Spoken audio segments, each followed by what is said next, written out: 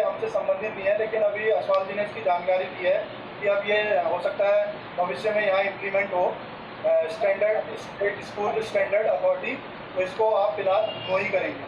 इसका ध्यान रखिएगा, ये अभी नो ही रहेगा। उसके बाद आता है हमारा section 1C receipt and expenditure से रिलेटेड पार्ट। इसमें भी सर कुछ चीज़ें ऐसी हैं जो हमारे पीजीआई की रैंकिंग में असर पड़ती हैं।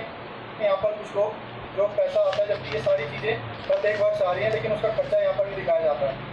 तो इसमें आप ध्यान रखिएगा, जो भी आपका इसमें देखिए ऊपर हेडिंग भी लिखी हुई है, grant received by the school and expenditure made during the previous financial year, यानी जिस वर्ष आप डाइस भर रहे हैं उससे प्रीवियस फाइनेंशियल ईयर, क्योंकि अभी तो ये वर्ष तो हमारा चल रहा है, तो उसमें तो आप दिखा नहीं सकते, तो प्रीवियस एकेडमिक ईयर की आप डिटेल डालेंगे।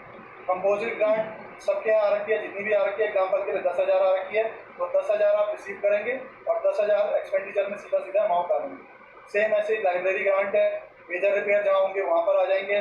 स्पोर्ट्स एंड फिजिकल एजुकेशन है, मीडिया एंड कम्युनिटी रिलेटेड जो भी आपके पास ग्रांट प्राप्त हुई है, वो सारी की सारी आप रिसिप्ट में भी और उसका एक्सपेंडिचर पूरा दिखाएं, ये यहाँ पर आ जाएगा।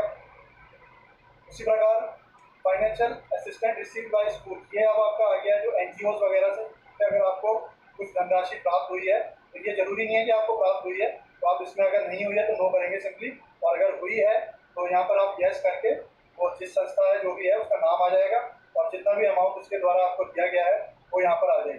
सेम ऐसी PSUs के द्वारा अगर आपको मिला है तो यस कर देंगे, अदरवाइज सब में नो करेंगे। अगर नहीं चारों में नो है तो सीधा नो कर देंगे, तो आगे वाली इंफॉर्मेशन डालने का कोई मतलब ही नहीं होता, वो ऑटोमेटिकली आपकी डिसेबल हो जाए।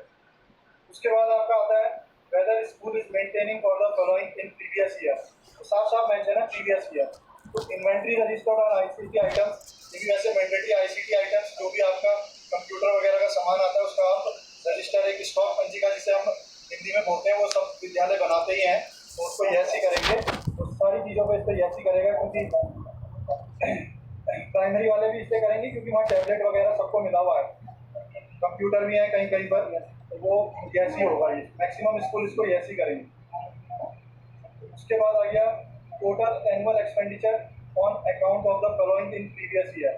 अब ये भी सारा अगर आपके पास आया है इस प्रकार का मेंटेनेंस या हाउसकीपिंग से रिलेटेड या टीचर्स के रिलेटेड, कंस्ट्रक्शन वर्क से रिलेटेड या अदर इसके अलावा कुछ अलग चीज़ों का आपके पास कोई पैसा आपने खर्चा किया है, तो उसकी आप डिटेल यहाँ पर भरेंगे।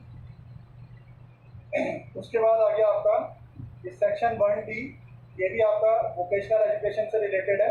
यहाँ पर वोकेशनल एजुकेशन इस समय चल रही है, केवल उन्हीं के लिए है।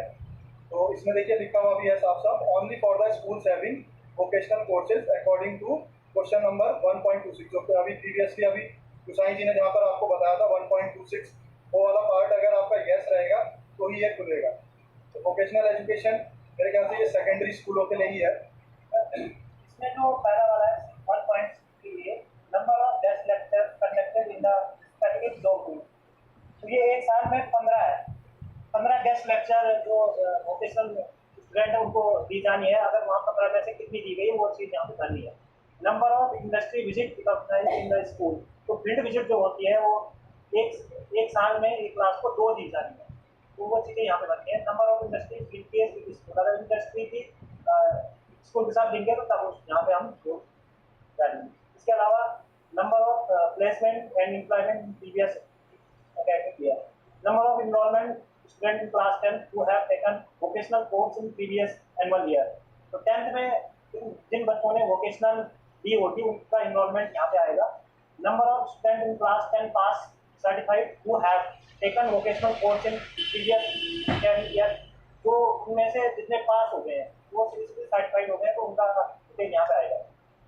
Number of student in 10 who got self employed after receiving vocational education in previous academic year, अगर किसी का प्लेसमेंट हुआ है 10th के बाद उनकी संख्या यहाँ पे आएगी।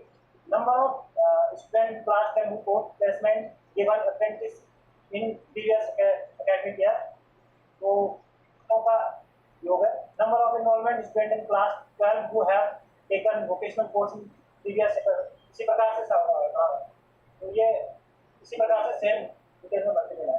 Number of student in class, इसी प्रकार से जो जिनका प्लेसमेंट हो चुका है उनकी संख्या यहाँ पर बनी है। अब इसके बाद ये वाला भी बहुत इंपॉर्टेंट है, एलिजिबिलिटी ऑफ वोकेशनल यहाँ से आएंगे और प्लेसमेंट हुआ है तो इस वाले में 8 नंबर पे जो बना हुआ है ये का the number of students in class 12 who got placement given apprenticeship in previous academic year। तो जिन बच्चों का जैसे जॉब फेयर चलता है तो जॉब फेयर प्रोग्राम में जिनका प्लेसमेंट हुआ है उनकी संख्या यहाँ पे आएगी। इसको लोग एनालिसिस करते हैं तो उनकी संख्या आ जाएगी।